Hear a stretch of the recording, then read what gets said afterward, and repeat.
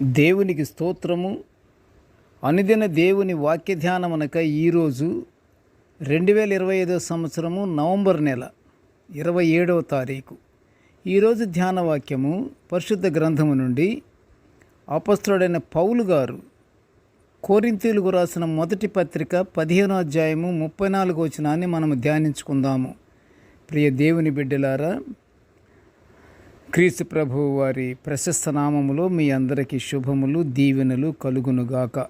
నేటి ధ్యాన వాక్యాన్ని మనం ఒకసారి చదువుకుందాము. కొరింథీయులకు రాసిన మొదటి పత్రిక 15వ అధ్యాయము 34వ వచనము. నీతి ప్రవర్తన గలవారై మేల్కొని పాపము చేయకుడి, దేవుని గూర్చిన జ్ఞానము కొందరికి లేదు, మీకు సిగ్గు కలుగుటక ఇట్లు చెప్పుచున్నాను. ప్రియ దేవుని బిడ్డలారా, నేటి ధ్యాన వాక్యము నీతి ప్రవర్తన గలవారై మేల్కొని పాపము చెయ్యకండి అని కొరింథీయుల సంఘానికి పౌలు గారు పత్రిక ద్వారా తెలిపిన హెచ్చరికలను మనం ధ్యానించుకుంటున్నాము. పౌలు గారు ప్రతి ఒక్కరిని నీతి ప్రవర్తన గలవారై పాపము చేయకండి అని బోధ చేస్తున్నాడు.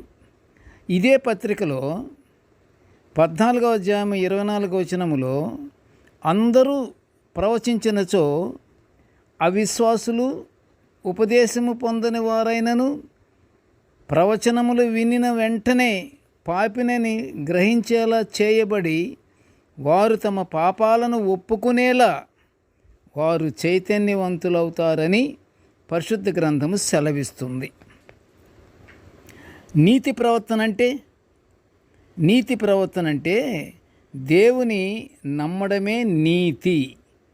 నీతి కలిగి ఉన్నవారు మాటలలో యథార్థత, చూపులలో యథార్థత, తలంపులలో యథార్థత, క్రియలలో యథార్థత కలిగి ఉంటారు. ప్రియ దేవుని బిడ్డలారా, మీరు అబద్ధమాడుట మాని ప్రతివాడును తన పొరుగువానితో సత్యమే మాట్లాడవలెను అని పౌలు గారు ఎఫెసీ సంఘానికి రాసిన పత్రికలో 4వ అధ్యాయం 25వ వచనంలో మనం చూడగలము. యథార్థమైన ప్రవర్తన కలిగి నీతిని అనుసరిస్తూ హృదయపూర్వకంగా నిజం మాట్లాడేవారు, అంటే దాపరికాలేమి లేకుండా ఉన్నదున్నట్లుగా మాట్లాడేవారు, చూచింది చూసినట్లుగా మాట్లాడేవారు, అదే నిజం మాట్లాడేవారు. నిత్యము దేవునితో సహవాసము కలిగి దేవుని గురించిన జ్ఞానము కలిగి ఉంటారు. ఎప్పుడు హృదయపూర్వకంగా నిజం మాట్లాడేవారు, వాస్తవికతని. మానవులముగా మన చేతిలో ఏమీ ఉండదు, కానీ ఇర్మియా ప్రవక్త పలికిన ప్రవచనము 10వ అధ్యాయం 23లో తమ మార్గము నేర్పరచుట నరుల వశములో లేదు. ఎవరి మార్గాన్ని వాళ్ళు ఎన్నుకొని వాళ్ళ మార్గ ప్రకారంగా నడవాలి అంటే అది నరుని వల్ల కాదది అని అంటాడు ఇర్మియా ప్రవక్త. అవి ఎలాగా? సన్మార్గమును ప్రవర్తించుట కూడా వారి వశములో లేదు. సన్మార్గాన్ని ప్రవర్తించాలని అనుకుంటాడు, కానీ అతని వశము లేదది.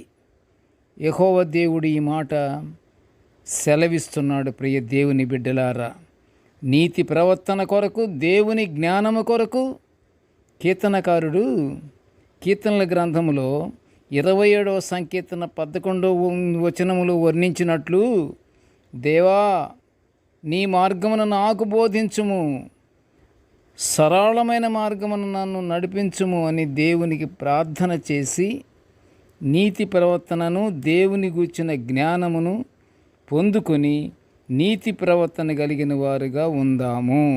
అంతేగాని మనము దేవుని అడగకుండా, దేవుని ప్రార్థించకుండా మనము ఏది చెయ్యాలనుకున్నా మన సొంత ప్రయత్నం ఎట్టి పరిస్థితుల్లోనూ పనికిరాదు.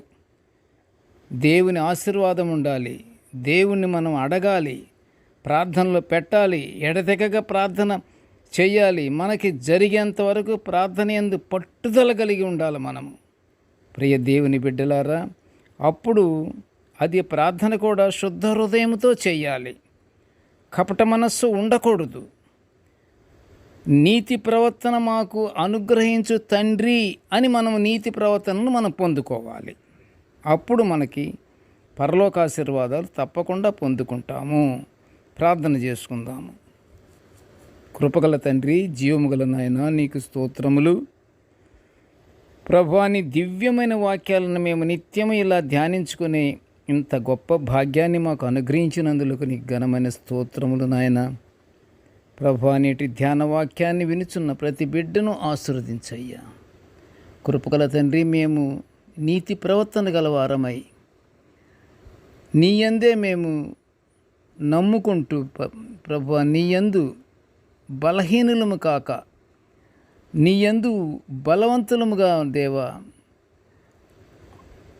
మా యొక్క ఆత్మస్థితులు కూడా దేవా నీ యందు పరిపూర్ణముగా ఉండటానికి తండ్రి, మా మనసులను మా హృదయాన్ని నీ స్వాధీనము ఉంచుకొని మమ్మలను ఆశీర్వదించమని నాయన ఈ మనవులన్నీ యేసయ్య పుణ్యనామమున వినయముగా వేడుకొనుచుంటున్నాము తండ్రి. ఆమేన్. దేవుడు మనల్నందరినీ బహుగా దీవించుగాక. ఆమేన్.